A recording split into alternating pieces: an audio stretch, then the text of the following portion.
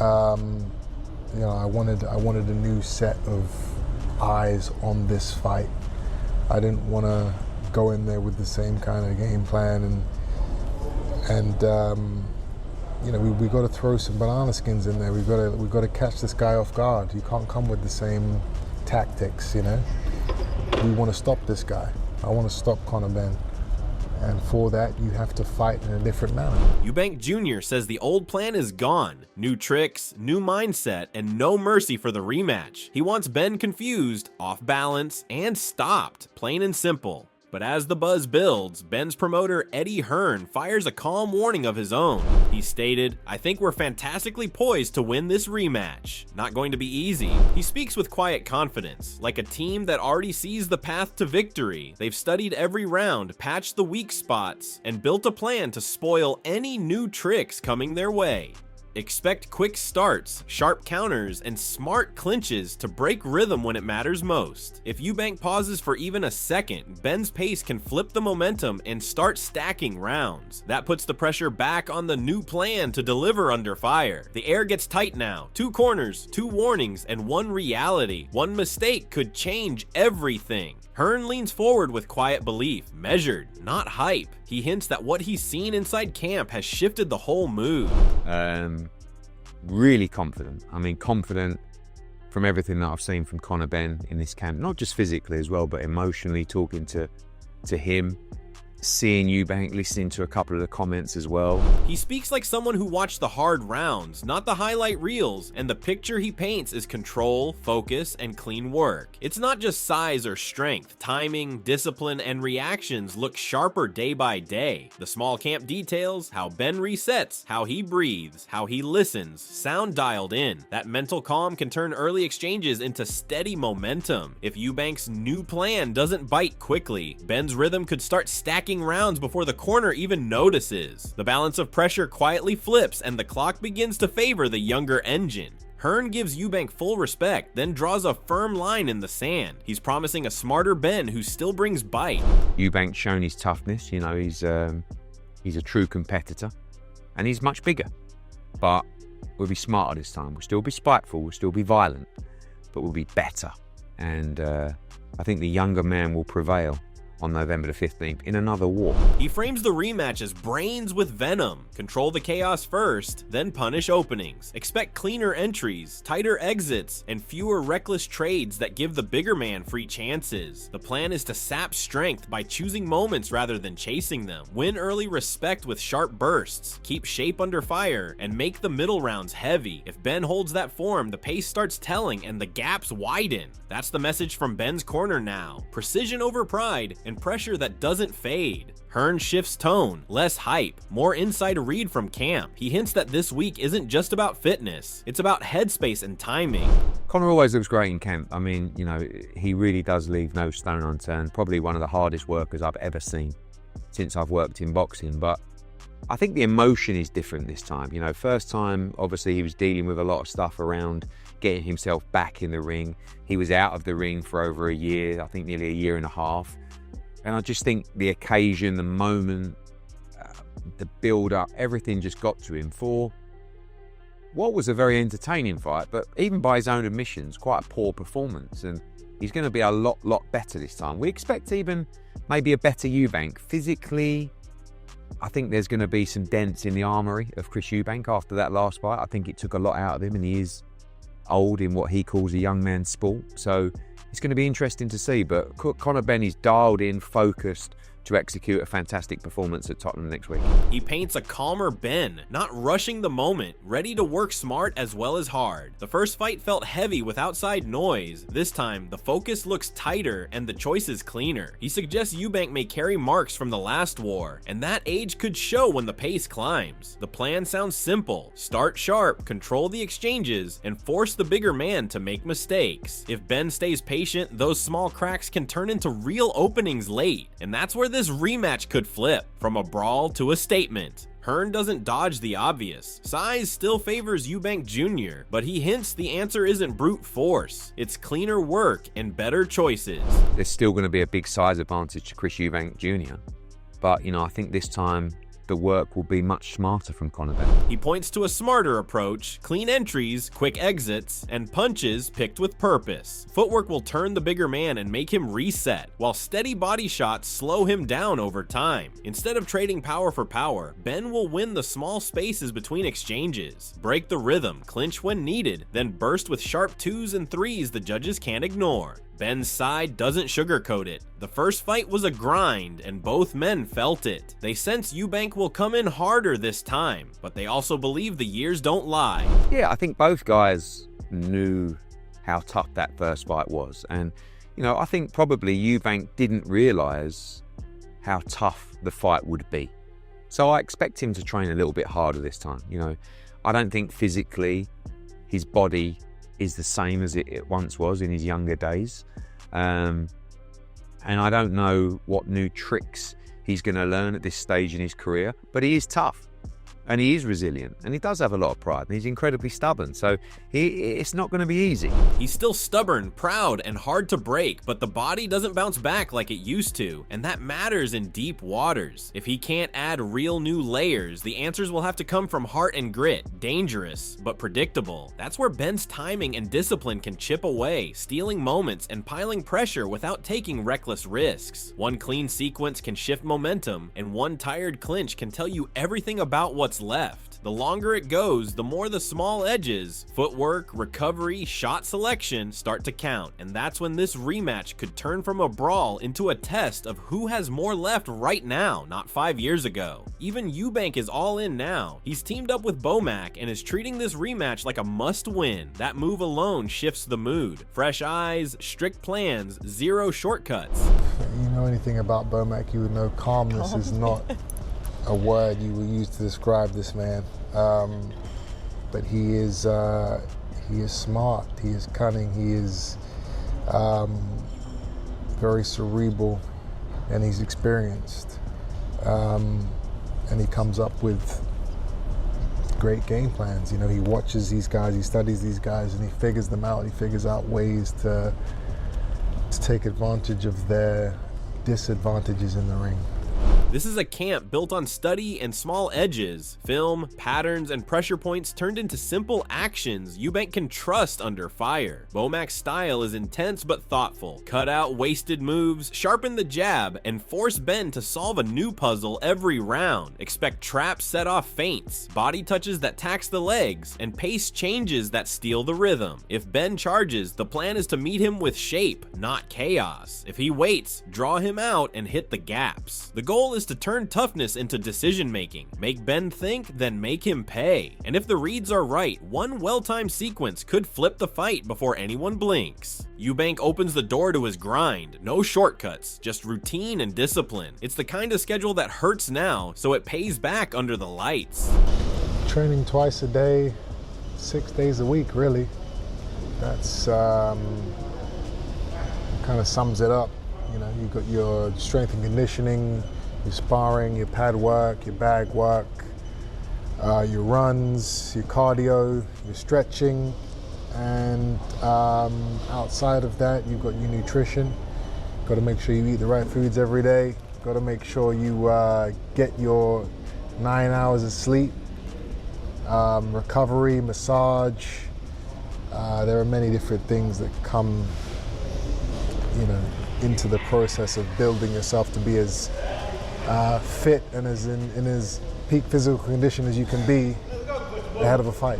He lays out a life built around the fight. Hard sessions that stack strength, crisp rounds that sharpen timing, and quiet hours that repair the engine. The small choices, fuel, water, sleep, become weapons when the pace climbs. This isn't flash, it's repetition that allows the body to move on command and the mind to stay calm in chaos. The plan is simple: carry speed late, keep the jab honest, and make Benn work for every inch. If the gas tank holds and the recovery is real, the pressure won't fade, it will grow. And in that late heat, one clean burst can turn a close fight into a clear one. Eubank pulls back the curtain on a new recovery trick, something he's added late in his career. It's a small change with a big aim: heal faster, feel fresher, and carry speed into the deep rounds. Recently started red light therapy. I don't know how effective that really is, but I'm doing it anyway. The studies say it's a good thing. What does that involve? What do you have to do for I bought one for my house out here, so I lie down in on a bed, and I have a huge red light lamp that covers my whole body, and it just red rays on you for 15 minutes. You turn over, you do another 15 minutes on the back side, and it's supposed to help with inflammation, with regeneration, with the healing process of any injuries you may or may not have. It's something new. He's hunting for any edge that keeps the engine clean and the legs alive when the fight turns ugly. The routine sounds simple, but the goal is serious. Less swelling, quicker bounce back, and sharper sessions day after day. If the body recovers better, the camp stacks more quality work, and that shows when the bell rings. Imagine round 9 with lungs still calm and feet still light. That's where a close fight can flip. Ben will try to drag him into chaos. Eubank wants to meet it with a body that won't fade. If this new layer holds, one strong late surge could be the difference between surviving and taking over. Ben keeps it blunt, no excuses, just work. He wants the talk quiet and the result loud. He stated, "I just go back to the gym, work it extremely hard, and make sure I come with my hand raised." This is tunnel vision. Early runs, hard rounds, and a routine that leaves no room for doubt. He's betting on pressure that doesn't fade and a pace that forces mistakes. The message to Eubank is simple. Bring your best, you'll need it every minute. If Ben holds his shape, the crowd's noise turns into fuel, and the exchanges start to lean his way. One clean burst can open the door, and he plans to keep pushing until it swings wide. Ben leans into swagger with purpose. Less talk, more proof. He wants fans to feel risk, not hear promises. A lot of people talk about it in this game. I can do this, I can do that, and then they end up getting chinned, or they end up getting flattened, or they under-deliver, or they don't perform, or they're scared to get hit. So I feel like you gotta take your hat off to Chris and myself for actually going in there and putting it all on the line. You know, you want to give people value for money. I just want to talk about it, you want to be about it. Watch me do it. Gave them fight of the century. Ultimately, I'd rather lose an exciting fight than win a boring fight. This is Ben selling hard over hype, saying the real value is in showing up and trading when it matters. He frames the rematch as entertainment and courage, not just tactics on a whiteboard. That mindset invites danger, but it also wins crowds and judges when the pace gets wild. If he keeps pressing and accepts the fire, momentum can swing on effort alone. The risk is obvious. Walk forward too bravely and Eubank's counters can punish. But if Ben turns every round into a test of will, the arena becomes his ally, and the fight becomes exactly the kind he loves. Ben doesn't hide it. The bad blood is real. He makes it personal, and the room feels sharper because of it. Alright, so no, Personally, I think he's an idiot. I just don't like him. Do you know what I mean? what is it about him that you don't like?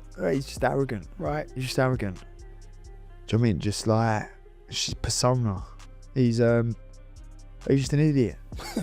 There ain't really any other words to describe. He's an idiot. He's awkward. He's not much of a person to have a conversation with. Yeah, I'm talking before the first time I met him, second time I met him, third time I met him. I met him a few times before fight night. Before the fight was arranged, just an idiot all round. Not my cup of tea. Not someone I go and have breakfast with in the morning. This isn't just a fight, it's a grudge that fuels every round of camp. The danger is letting anger do the steering, but Ben sounds ready to turn heat into focus. Expect him to start fast, stare long, and try to make Eubank feel uncomfortable from the first bell.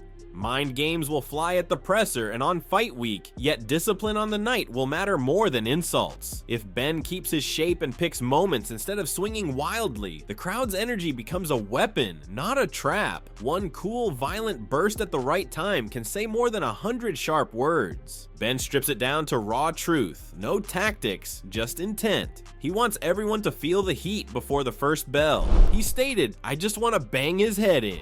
That fire can win nights if it's guided, not reckless. Turn it into steady pressure, tight guard, firm jab, hard body shots, and the ring becomes smaller for Eubank with every step. If Ben rushes, he gets picked off. If he stays calm, the openings appear on their own. The goal is to bully without losing shape, make him back up, breathe heavy, and question his timing. Win the first and last touch in the exchanges, then walk him back with quiet menace.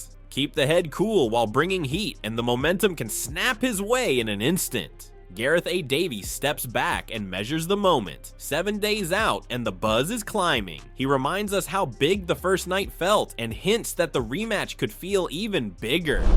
I'm very well. I'm looking forward to next week. I've got slight reservations about how big it's going to be, but I in the course of tonight and in the course of the next, well, week exactly, because it's a week from now, we'll be sitting there with those guys just walking to the ring. I think it will be a lot bigger than it feels at the moment, because at the very beginning of our chat tonight before we came on air, and I was just reminding you, and you were the same, that we were both saying one and done now after that brilliant event in April at Tottenham Hotspur Stadium.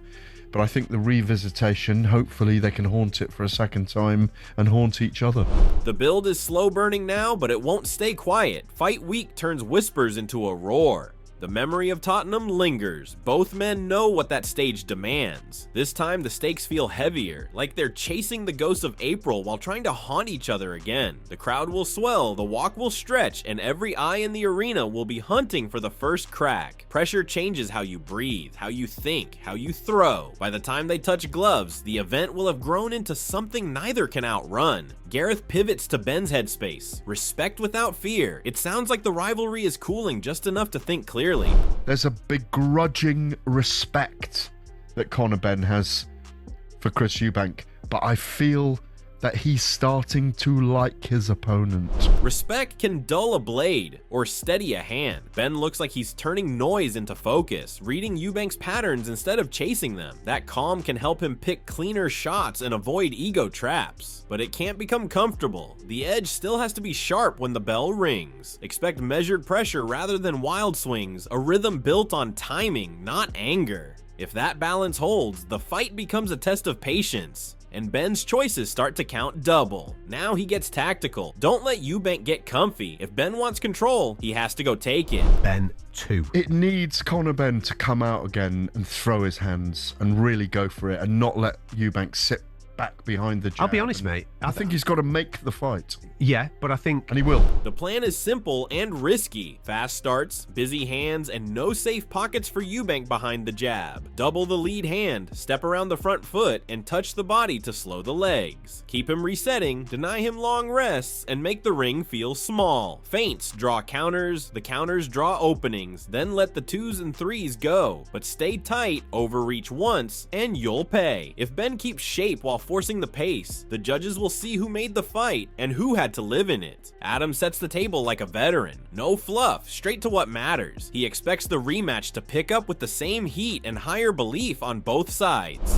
And I think it can only be round 13. I think they're going to kick off where they left off. I think Conor Benn is going to feel a lot more confident this time at middleweight that he can find the answer. He'd been out the ring a long time before, obviously at the lighter weight, but Eubank gutted it out down the stretch. I thought he was brilliant, and I expect him to be brilliant again. So it's a really interesting fight. He frames this as a round 13 kind of fight. No feeling out, just pressure and answers. Ben looks freer at the heavier weight, looser in the shoulders, sharper in the eyes. But he reminds us Eubank doesn't fade when it gets rough. He digs in and finds ways to make the last minutes his. That push and pull is the hook. One man seeking cleaner solutions, the other trusting his chin and engine. Now Adam zooms out. This isn't just a fight, it's a story. He talks legacy, theater, and why nights like this stick in people's heads. But yeah, these nights will go down in history. So yeah, it was a surreal moment when Chris Senior walked out the limo, but also, yeah, it's just sort of come full circle, that whole story. I'm a storyteller, I love stories, I love sport, and I love heroes, and this is what these nights give us. So I think at Tottenham next Saturday we're going to get well, repeat or revenge, but we're going to get a rematch which is going to be one for the ages. It's going to bookend this year. He paints Tottenham as a stage where sport turns into memory, arrivals that feel cinematic, a crowd that hums before it roars, and two names tied together by rivalry. He leans into the question at the heart of every rematch: repeat or revenge and promises a finish that frames the whole year. This isn't only about belts or rankings, it's about who owns the final picture when the lights cool. Expect a walkout that chills, a middle stretch that burns, and a closing act that leaves arguments for months. Win here, and you don't just take the night, you take the story. Do you think Eubank's new plan holds up under pressure, or does Benn's pace break it down? Whose gas tank do you trust more in rounds 9 to 12? If there's a knockdown, who's more likely to score it, and how? Counter or burst? Does respect help Benn stay smart, or does it take away his edge? Let us know your thoughts in the comments below, and don't forget to subscribe to the channel and tune in for more videos like this.